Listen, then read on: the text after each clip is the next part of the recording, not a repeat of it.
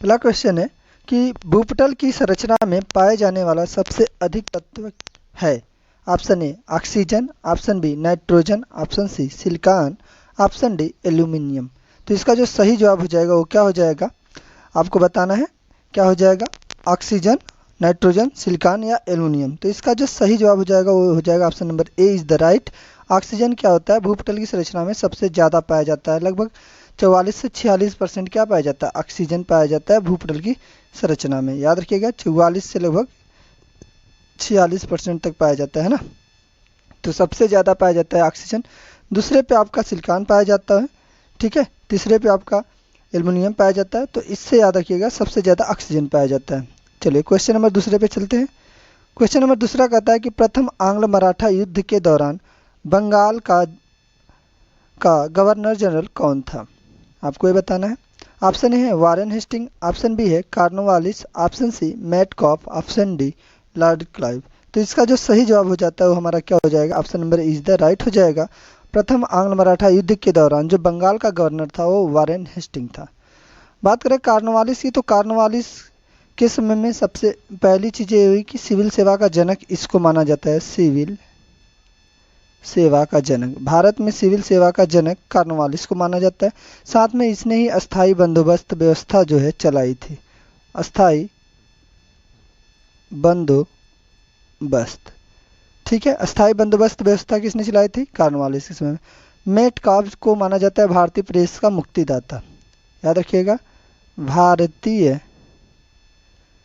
Press का मुक्तिदाता, ठीक है, भारतीय प्रेस का मुक्तिदाता माना जाता है मेटकाफ को। लॉर्ड क्लाइव ने प्लासी का युद्ध लड़ा था। प्लासी का युद्ध का नेतृत्व किसने किया था, लॉर्ड क्लाइव ने, ठीक है, प्लासी के युद्ध का नेतृत्व किया था। इलाहाबाद की संधि इसी ने करवाई थी। इलाहाबाद की संधि भी इसी के द्वारा की गई थी, है ना, लॉर्ड क्लाइव को माना जाता है। तो ये क्वेश्चन हो जाते हैं। चलिए बढ़ते हैं अगले क्वेश्चन की ओर, क्वेश्चन नंबर 3 की ओर।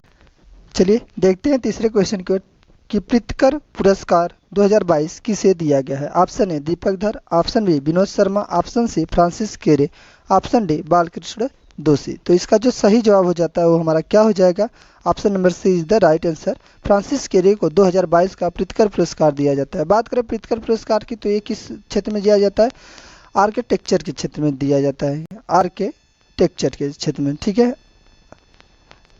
आर्किटेक्चर के क्षेत्र में दिया जाता है ये आपका प्रित्कर पुरस्कार।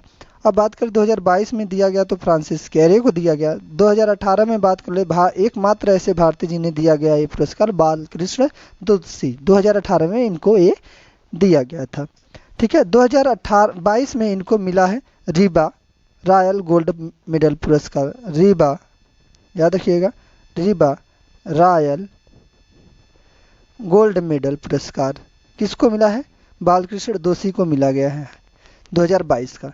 बात करें दीपक धर को, तो इनको बोल्ट्जमैन पुरस्कार मिला गया था।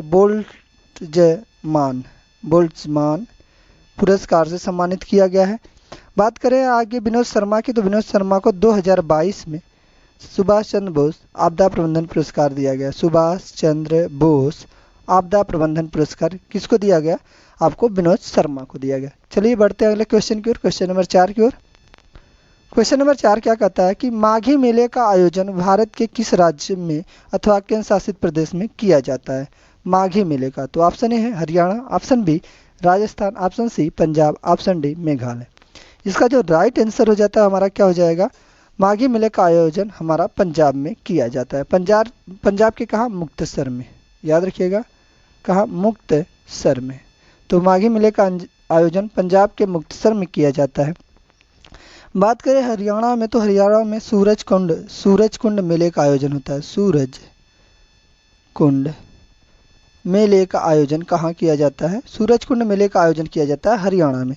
राजस्थान की बात करें तो राजस्थान का फेमस मेला है पुष्कर मेला। याद रखिएगा पुष्कर मेले का आयोजन होता है ना। पुष्कर मेले का आयोजन कहाँ होता है, राजस्थान में होता है, ठीक है। कैमल ऊँट महोत्सव भी राजस्थान में होता है। तो ये सारी चीज़ें आपको याद रखनी है। मेघालय की बात करें तो इसमें नोमक्रेम होता है। नोमक्रेम एक त्यौहार होता है, महोत्सव होता है, नोमक्रेन, ये मनाया जाता है नोमक्रेन महोत्सव आपका मेघालय में, ठीक है। ओके, चलिए बढ़ते हैं अगले क्वेश्चन की ओर। क्वेश्चन नंबर 5 कहता है कि चरकुला किस राज्य का लोक नृत्य है? चरकुला किस राज्य का लोक नृत्य है? Option A Madhya Pradesh, option B Mizoram, option C Uttar Pradesh, option D Manipur. तो इसका जो राइट आंसर हो जाता है वो हमारा क्या हो जाएगा? चरकुला। तो चरकुला उत्तर प्रदेश का हो जाता है, आपको पता होना चाहिए। चरकुला कहाँ का है? उत्तर प्रदेश का लोक नृत्य है। ठीक है, बात करें मध्य प्रदेश में निमाड़ी महोत्सव कहाँ होता है? मध्य प्रदेश का है। मिजोरम में आपको चाप चार कूट महोत्सव होता है, चाप चार कूट महोत्सव का आयोजन होता है ना, कूट महोत्सव। ठीक है, इसका आयोजन किया जाता है। मणिपुर में आपका संगाई महोत्सव, संगाई महोत्सव कहाँ होता है? मणिपुर में होता है, याद रखिएगा। संगाई महोत्सव का आयोजन कहाँ होता है? मणिपुर में होता है। ठीक है, यहाँ का एक मार्शल आर्ट भी है, आपको पता होना चाहिए। मणिपुर का Thangta martial art famous martial art है, तो आपको इसको भी याद रखना है, मणिपुर से है। चलिए बढ़ते हैं अगले क्वेश्चन की ओर, क्वेश्चन नंबर 6 की ओर। क्वेश्चन नंबर 6 कहता है, क्वेश्चन नंबर 6 कि निम्नलिखित में से कौन सी भाषा शास्त्रीय भाषा नहीं है? Option A Kannada, option B Sanskrit, option C Malayalam, option D Manipur. ठीक है, तो आपको इसको सही बताना है, इसमें कौन सा आपका शास्त्रीय भाषा नहीं है। ऑप्शन ए कन्नड़, तो इसका जो सही जवाब हो जाएगा ऑप्शन नंबर डी हो जाएगा, मणिपुरी। मणिपुरी आपका शास्त्रीय भाषा नहीं है ना, याद रखिएगा। शास्त्रीय भाषाएं हमारे 6 हैं। शास्त्रीय भाषाओं की संख्या कितनी है? 6 है। 6 कौन कौन से हैं? आपका सबसे पहला है तमिल भाषा, याद रखिएगा, ये 2004 में इसको दिया गया। उसके बाद संस्कृत हो गया, संस्कृत दूसरे नंबर पे, इसको 2005 में मिला। फिर उसके बाद कन्नड़ हो जाता है, कन्नड़ भाषा 2008 में अपनाया गया, शास्त्रीय भाषा की मान्यता दी गई। कन्नड़ के बाद आपका हो जाता है एक आपका तमिल हो गया, संस्कृत हो गया, कन्नड़ हो गया, तेलुगु हो गया। तेलुगु को भी 2008 में दिया गया, तेलुगु को 2008 में दिया गया। इसके बाद मलयालम आ जाता है। मलयालम की बात कर लें तो मलयालम को 2013 में मान्यता दी गई, मलयालम को 2013 में मान्यता दी गई। और बात करें 2014 में सबसे नवीनतम भाषा जिसको शास्त्रीय नृत्य की भाषा दी गई वो है उड़िया। कौन सी है? उड़िया, ओडिसी, जिसको हम ओडिसी नाम से जानते हैं, उड़िया या ओडिसी। ठीक है, तो उड़िया या ओडिसी 2014 में। तो सबसे नवीनतम बात करेगा तो ओडिसी हो जाएगा, और सबसे प्राचीनतम की बात करेगा तो तमिल हो जाएगा। ये 6 भाषाएं हैं, तो मणिपुर हमारी शास्त्रीय भाषा नहीं है। चलिए बढ़ते हैं अगले क्वेश्चन की ओर। क्वेश्चन नंबर 7 कहता है, किस वंश के द्वारा ब्राह्मणों को दान देने की प्रथा का प्रचलन, यहाँ पे प्रश्न नहीं होगा, यहाँ पे प्रचलन होगा, याद रखिएगा, प्रचलन किया गया है ना। मतलब किस वंश के द्वारा ब्राह्मणों को दान देने की प्रथा की शुरुआत हुई? ऑप्शन है शुंग वंश, ऑप्शन बी है कड़ वंश, ऑप्शन सी है आंध्र सातवाहन वंश, ऑप्शन डी है चोल वंश। तो इसका जो सही जवाब हो जाता है वो ऑप्शन नंबर सी हो जाता है, आंध्र सातवाहन वंश जो होता है इसके द्वारा ब्राह्मणों को दान देने की प्रथा चली गई है ना। इसी में एक आंध्र सातवाहन वंश की बात करें तो इसका एक संस्थापक था सिमुक। ठीक है, आंध्र सातवाहन वंश का संस्थापक जो है सिमुक है। किसको माना जाता है? सिमुक को माना जाता है। और इसी का एक शासक था सातकर्णी प्रथम, सातकर्णी। ठीक है, और इस सातकर्णी के द्वारा ही क्या किया गया था, आपका ये शुरुआत की गई थी। और इसके आपके सातवाहन वंश में ही जो ब्राह्मण को दान देने की प्रथा के साथ साथ एक चीज़ और शुरुआत की गई थी, वो चीज़ थी कि इसमें अश्वमेघ यज्ञ, ध्यान रखिएगा, अश्वमेघ यज्ञ है ना, अश्वमेघ यज्ञ की बात यहाँ से शुरुआत होती है। ठीक है, तो ये आप ध्यान में रखेंगे। चलिए आगे की ओर बढ़ते हैं, अगले क्वेश्चन की ओर।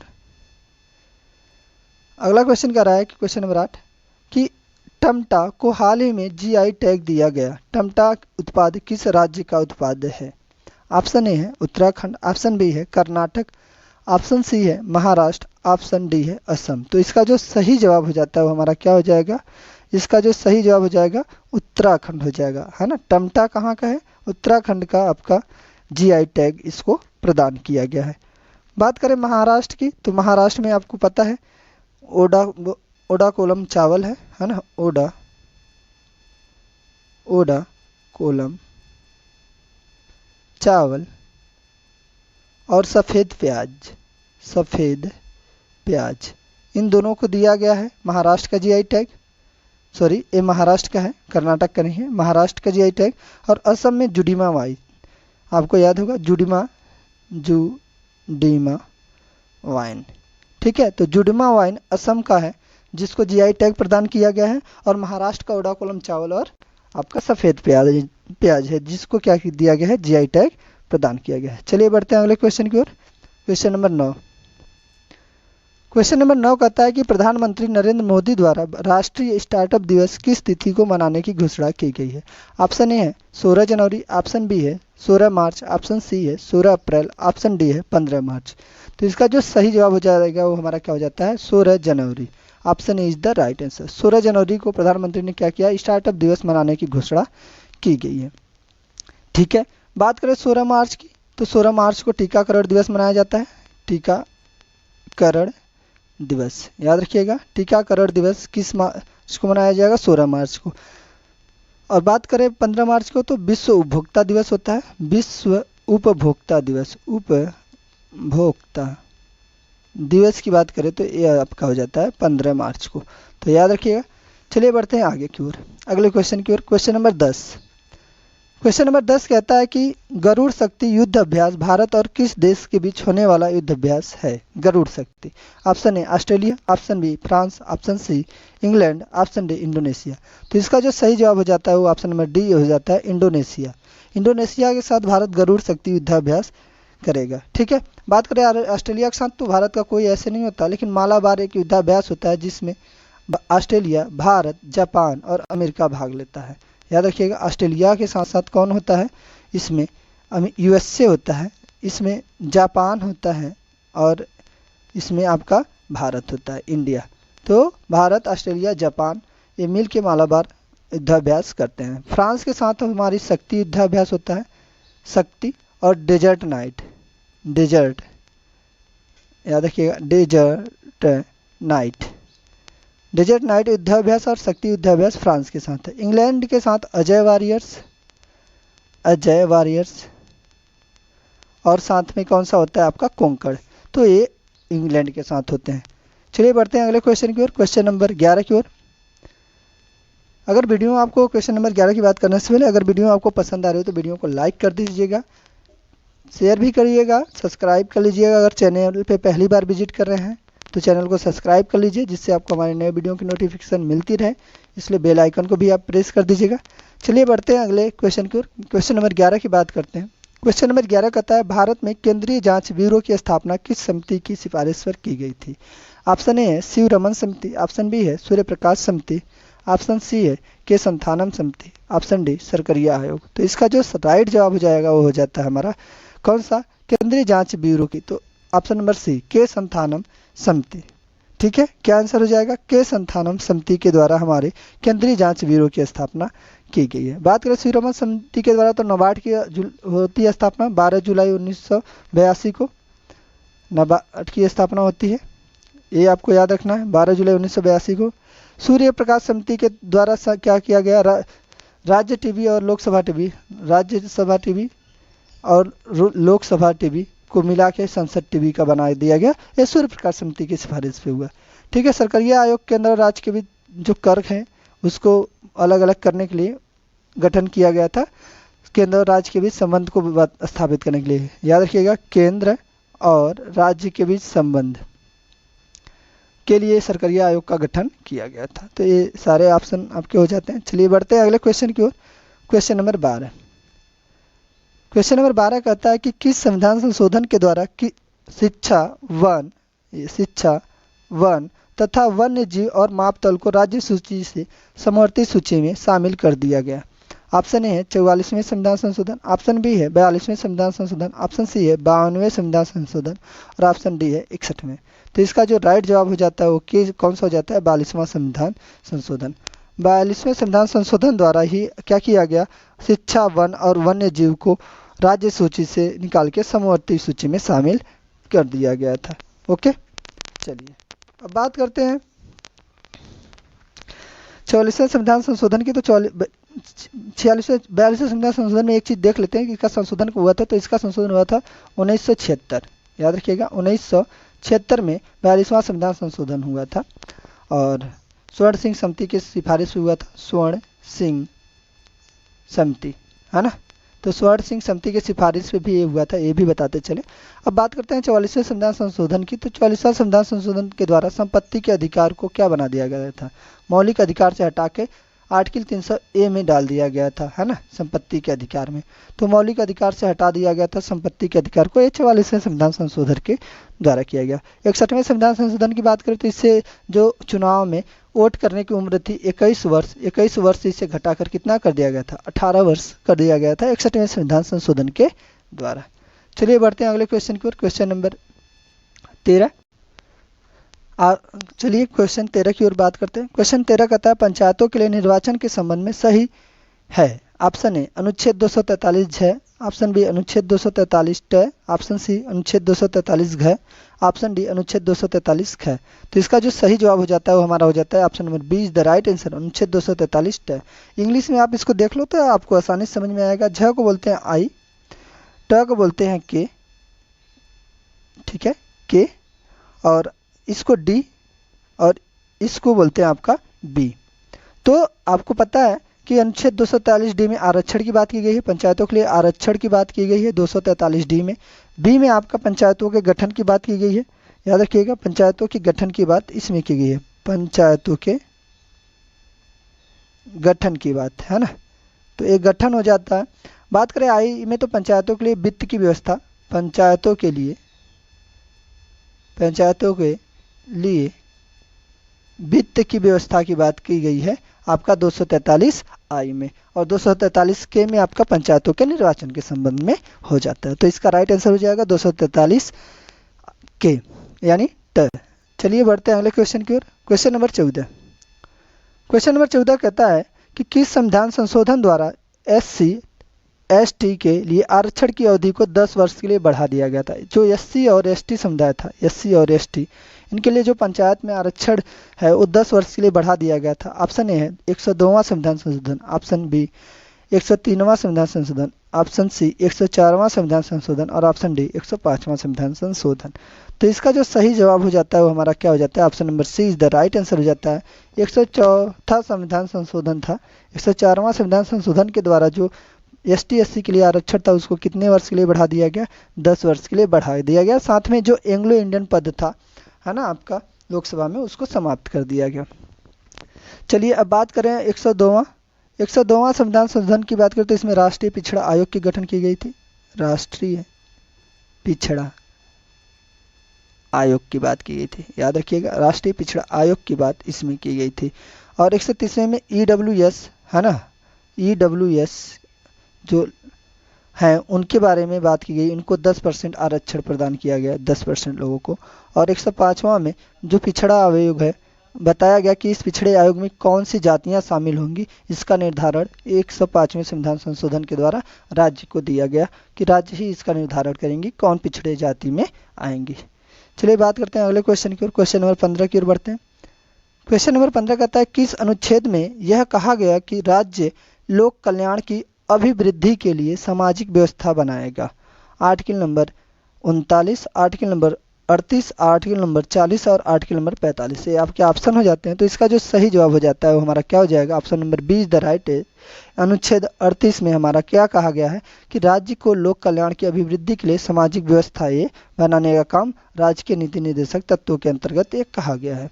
बात करें आर्टिकल नंबर 40 की, तो आर्टिकल नंबर 40 में पंचायतों की गठन की बात की गई है, पंचायतों की गठन की बात की गई है, ठीक है। और बात करें 45 में तो इसके लिए शिक्षा, प्राथमिक शिक्षा क्या होगी, ये राज्य का कर्तव्य होगा, प्राथमिक शिक्षा, है ना, सभी राज्य के नागरिकों को प्राथमिक शिक्षा प्रदान कराने के लिए ये राज्य का कर्तव्य होगा, ऐसा आर्टिकल नंबर 45 में कहा गया है। बात करें आर्टिकल 39 की, तो इसमें कहा गया है कि समान कार्य के लिए समान वेतन, समान कार्य के लिए समान वेतन, है ना, ऐसा कहा गया है आपका आर्टिकल 39 में, ठीक है। इसके तहत आर्टिकल 39 में कई सारे भाग हैं, आर्टिकल 39 से 39B, 39 से 39D करके और सारे भाग हैं, तो उसमें आपका ये आप आ जाता है। चलिए बढ़ते हैं अगले क्वेश्चन की ओर, क्वेश्चन नंबर 16। क्वेश्चन नंबर 16 कहता है कि निम्नलिखित में से मूल मात्रक नहीं है। आपको मूल मात्रक बताना है कि कौन सा मूल मात्रक नहीं है। Kelvin, kelvin, option B candela, option C lumen, option D ampere. तो क्या हो जाएगा इसका सही option? Option number C is the right हो जाएगा। ल्यूमन जो है मूल मात्रक नहीं है। बाकी केल्विन ताप का मात्रक होता है जो मूल मात्रक है। कैंडेला ज्योति तीव्रता का मात्रक होता है। किसका होता है? ज्योति तीव्रता का मात्रक होता है कैंडेला, तो ये भी मूल मात्रक है। एम्पियर धारा का मात्रक होता है और ये भी क्या है? मूल मात्रक है। बात करें ल्यूमन, ल्यूमन तो आपका चुंबकीय फ्लक्स का मात्रक होता है ल्यूमन, और ये आपका क्या है? एसआई मात्रक, सॉरी मूल मात्रक नहीं है। तो यहाँ पे lumen is the right answer हो जाएगा। बात करें मूल मात्रक, लंबाई का मात्रक मीटर भी मूल मात्रक होता है, आपको ये भी रखना है। द्रव्यमान का मात्रक होता है किलोग्राम, ये भी आपका मूल मात्रक में ही आता है। पदार्थ की मात्रा होती है ना, पदार्थ की मात्रा का मात्रक मोल होता है, तो वो भी क्या है? मूल मात्रक है। तो 7 मूल मात्रक होते हैं टोटल। कितने? 7 मूल मात्रक होते हैं, आपको उनको याद रखना है। चलिए बढ़ते हैं अगले क्वेश्चन। चलिए देखते हैं क्वेश्चन नंबर 17। कंबल को हाथ से पकड़कर डंडे से पीटने पर धुलकर झड़कर गिर पड़ते हैं, यह किसके कारण होता है? ऑप्शन ए है आपका न्यूटन का तीसरा नियम, ऑप्शन बी न्यूटन का दूसरा नियम, ऑप्शन सी न्यूटन का प्रथम नियम, ऑप्शन डी संवेग संरक्षण का नियम। तो इसका जो सही जवाब हो जाता है वो हमारा क्या हो जाता है? Option number A is the right answer, Newton का प्रथम नियम। न्यूटन के प्रथम के नियम को ही हम क्या बोलते हैं? जड़त्व का नियम। याद है? जड़त्व का नियम, ठीक है। जड़त्व का नियम पहला बोलते हैं। देखो अगर इसका नियम क्या कहता है, कोई वस्तु विरामावस्था में तो विरामावस्था में ही बनी रहेगी, या अगर गति अवस्था में तो गति अवस्था में ही बनी रहेगी जब तक कि उस पर कोई बाह्य बल न लगाया जाए। तो वैसे ही जो धूलकण होते हैं वो पड़े रहते हैं, जब हम उनको पीटते हैं डंडे से तो उसमें बाह्य बल लगता है और वो क्या होते हैं? गिर पड़ते हैं। तो ये जड़त्व के नियम पे होता है। तो न्यूटन का प्रथम नियम इज द राइट आंसर हो जाएगा। न्यूटन का तीसरा नियम क्या होता है? क्रिया प्रतिक्रिया का नियम होता है ना। जो हम कैच वैच पकड़ते हैं तो उसमें आपको क्रिया प्रतिक्रिया का नियम लगता है। हम बस में सफ़र करते हैं तो वहाँ पे आपका, और सॉरी वहाँ पे नहीं, तो ये आपको याद रखना है क्रिया प्रतिक्रिया का कैच पकड़ते समय, है ना। न्यूटन का दूसरा नियम आपको पता है, F बराबर m इंटू ए, जो न्यूटन का दूसरा नियम है ना। F बराबर m इंटू ए का संवेग संरक्षण पे काम करता है रॉकेट। जो रॉकेट होता है ऊपर जाता है वो संवेग संरक्षण के सिद्धांत पे जाता है। तो इसका जो राइट आंसर हो जाता है वो हमारा क्या हो जाता है? न्यूटन का प्रथम नियम हो जाता है। क्वेश्चन नंबर 17 का सही जवाब। क्वेश्चन नंबर 18 की बात करें तो क्वेश्चन नंबर 18 क्या कहता है कि निर्वाचन आयोग का कार्य नहीं है। ऑप्शन ए चुनाव क्षेत्रों का परिसीमन, ऑप्शन बी मतदाता सूचियों को तैयार करवाना, ऑप्शन सी चुनाव चिन्ह प्रदान करना, ऑप्शन डी इनमें से कोई नहीं। तो इसका जो राइट आंसर हो जाएगा वो क्या हो जाएगा? आपको कमेंट बॉक्स में बताने हैं, बताइएगा इसका सही जवाब क्या हो जाएगा। तो निर्वाचन आयोग का कार्य इसमें से क्या नहीं होगा? परिसीमन कार्य होता है निर्वाचन आयोग का। मतदाता सूचियों को तैयार करना भी ये काम ही होता है। चुनाव चिन्ह प्रदान कराना अलग अलग पार्टियों का उनका चुनाव चिन्ह, ये भी कार्य होता है। तो इनमें से कोई नहीं इज द राइट आंसर हो जाएगा। क्वेश्चन नंबर 18 का सही जवाब क्या होगा? इनमें से कोई नहीं, ठीक है। बाकी ये सारे काम किसके? निर्वाचन आयोग के कार्य हैं। चलिए क्वेश्चन नंबर 19 की बात करते हैं। क्वेश्चन नंबर 19 क्या कहता है कि फिल्मों में उत्कृष्ट योगदान के लिए दादा साहेब फाल्के पुरस्कार 2022 किससे प्रदान किया गया? Option A Amitabh Bachchan, option B Vishnuvardhan, option C Asha Parekh, option D Aparna Balamurali. तो इसका जो सही जवाब हो जाएगा वो क्या हो जाएगा? Option number C is the right answer. 2022 में दादा साहेब फाल्के पुरस्कार आपको किसको दिया गया? आशा पारेख को दिया गया है। अपर्णा बालामुरली को बेस्ट एक्टर का अवार्ड दिया गया है, ये आपको याद रखना है। चलिए बढ़ते हैं अगले क्वेश्चन की ओर, क्वेश्चन नंबर 20 पे। क्वेश्चन नंबर 20 कहता है कि निम्न में से कौन प्रसिद्ध तबला वादक हैं? आपको प्रसिद्ध तबला वादक ऑप्शन बताने हैं कि कौन से प्रसिद्ध तबला वादक हैं, ठीक है। ऑप्शन ए है अली अकबर खां, ऑप्शन बी है अल्लाह रहका खां, ऑप्शन सी है भजन सोपारी, ऑप्शन डी है पंडित रवि शंकर। तो इसका जो सही जवाब हो जाएगा वो हो जाएगा ऑप्शन नंबर बी अल्लाह रहका खां, जो है प्रसिद्ध तबला वादक है। इनके अलावा जाकिर हुसैन, याद रखिएगा जाकिर हुसैन प्रसिद्ध तबला वादक है। साथ में आपके गुदई महाराज, कौन? गुदई महाराज भी हैं, और किशन महाराज, ये दोनों भी प्रसिद्ध तबला वादक ही हैं, है ना। गुदई महाराज, किशन महाराज, जाकिर हुसैन और अल्लाह रहका खां प्रसिद्ध ये सब क्या हैं? तबला वादक है। बात करें अली अकबर खां की तो ये सरोद वादक है। क्या है? सरोद, सरोद वादक हैं अली अकबर खां।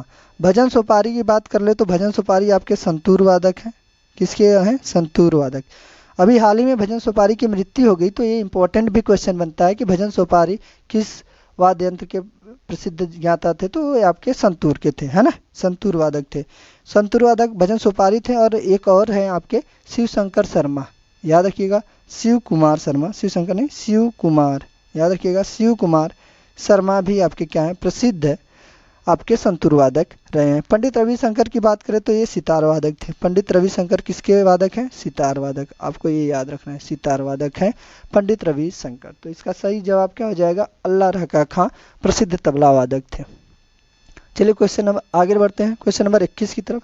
क्वेश्चन नंबर 21 कहता है कि उस्ताद अमजद अली खां का संबंध किस वाद्य यंत्र से है? उस्ताद अमजद अली खां का ऑप्शन है सरोद, ऑप्शन बी है वायलिन, ऑप्शन सी है सितार, ऑप्शन डी है शहनाई। तो इसका जो सही जवाब हो जाता है वो हो जाता है ऑप्शन नंबर ए, सरोद से, है ना। उस्ताद अमजद अली खां का संबंध किससे है? सरोद से है। ठीक है, बात करें वायलिन से तो वायलिन से टी.एन. कृष्णन है संबंधित, टी.एन.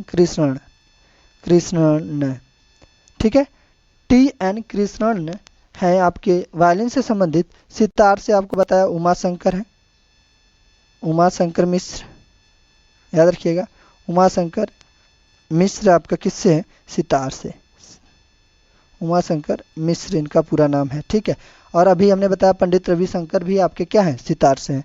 तो ये दोनों याद रखना है, उमा शंकर मिश्र भी हैं और पंडित रविशंकर भी है। शहनाई से सभी को पता होगा, उस्ताद बिस्मिल्लाह खां है ना, उस्ताद बिस्मिल्लाह खां शहनाई से हैं, तो इसको आपको याद रखना है। चलिए बढ़ते हैं अगले क्वेश्चन की ओर। Question number 22। क्वेश्चन नंबर 22 कहता है कि निम्न में से किसे 2019 में भारत रत्न प्रदान नहीं किया गया? 2019 में भारत रत्न किसे नहीं दिया गया? Option A Bhupen Hazarika, option B है प्रणब मुखर्जी, ऑप्शन सी है नानाजी देशमुख, ऑप्शन डी है अरुणा आसिफ अली। तो इसका जो सही जवाब हो जाता है वो हो जाता है आपका option number D is the right answer. Aruna Asif Ali जो है इनको आपको भारत रत्न प्रदान नहीं किया गया है। बाकी भूपेन हजारिका, प्रणब मुखर्जी और नाना देशमुख को 2019 में भारत रत्न से नवाजा गया है। ठीक है, चलिए बढ़ते हैं अगले क्वेश्चन की ओर। Question number 23। क्वेश्चन नंबर 23 कहता है कि निम्न में से कौन कार्बन का अपर रूप नहीं है? कार्बन का अपर रूप नहीं है पूछा गया है। ऑप्शन है फ्लोरीन, फ्लोरीन कार्बन का अपर रूप है। ग्रेफाइट ऑप्शन बी, ये भी है। ऑप्शन सी हीरा, ये भी है। तो इनमें से क्या हो जाएगा? Option number D is the right answer हो जाएगा कि कोई नहीं, है ना, इनमें से कोई भी ऐसा नहीं है जो कार्बन का अपर रूप नहीं है, सारे कार्बन के अपर रूप हैं। तो इसका सही जवाब हो जाएगा option number D is the right answer. चलिए अगले क्वेश्चन की ओर, क्वेश्चन नंबर 24 की बात करते हैं। क्वेश्चन नंबर 24 कहता है कि उत्तर प्रदेश के किस जिले में अकेला नहीं, यहाँ पे ध्यान रखिएगा, एक क्या रहेगा? केला महोत्सव, रंग लिखा गया है। उत्तर प्रदेश के किस जिले में केला महोत्सव का आयोजन किया जाता है? केला महोत्सव की बात कर रहा है तो केला महोत्सव ऑप्शन ए है Lucknow, option B Siddharthnagar, option C Ayodhya, option D Kushinagar. तो इसका जो सही जवाब क्या हो जाएगा हमारा? Option number D is the right answer. Kushinagar में क्या किया गया था? केला महोत्सव का आयोजन किया गया था। सिद्धार्थनगर में आपको पता ही है कि आपका क्या होता है, काला नमक चावल महोत्सव का आयोजन होता है सिद्धार्थनगर में। तो ये आपको याद रखना है कि कुशीनगर में क्या किया गया था? केला महोत्सव का आयोजन किया गया था। ठीक है, चलिए अगले क्वेश्चन की ओर बढ़ते हैं, क्वेश्चन नंबर 25 पे। क्वेश्चन नंबर 25 कहता है कि किस खिलाड़ी को 2022 में पद्म भूषण पुरस्कार प्रदान किया गया था? पद्म भूषण पुरस्कार याद रखिएगा। ऑप्शन ए है Neeraj Chopra, option B Mirabai Chanu, option C Devendra Jhajharia, option D A, B और सी दोनों। तो आपको क्या बताना है? सही जवाब इसका बताना है, क्या हो जाएगा? तो इसका जो सही जवाब हो जाएगा हमारा क्या हो जाएगा? Option number C is the right answer. Devendra Jhajharia थे जिन्हें क्या दिया गया? पद्म भूषण पुरस्कार दिया गया 2022 का। और ये किस खेल से संबंधित थे? भाला फेंक से। आपको याद रखना चाहिए, भाला फेंक, है ना, भाला फेंक से संबंधित है देवेंद्र झाझरिया। पैरा खिलाड़ी हैं, दिव्यांग खिलाड़ी हैं, इसको आपको याद में रखना है। नीरज चोपड़ा को पद्म श्री पुरस्कार दिया गया था। क्या दिया गया है? पद्म श्री पुरस्कार से सम्मानित किया गया। ये भी भाला फेंक से संबंधित है। तो आपको ये याद रख के चलना है कि पद्म भूषण पुरस्कार से किसे प्रदान किया 2022 में? देवेंद्र झाझरिया को। सही आंसर हो जाता है। तो ये आज का हमारा लास्ट क्वेश्चन होता है। आपको वीडियो कैसी लगी कमेंट बॉक्स में जरूर बताइएगा। अगर वीडियो पसंद आई तो वीडियो को लाइक करिएगा, चैनल पर नए हैं तो चैनल को सब्सक्राइब करिएगा। मिलते हैं अगले वीडियो के साथ, तब तक के लिए जय Hind, bye bye, take care.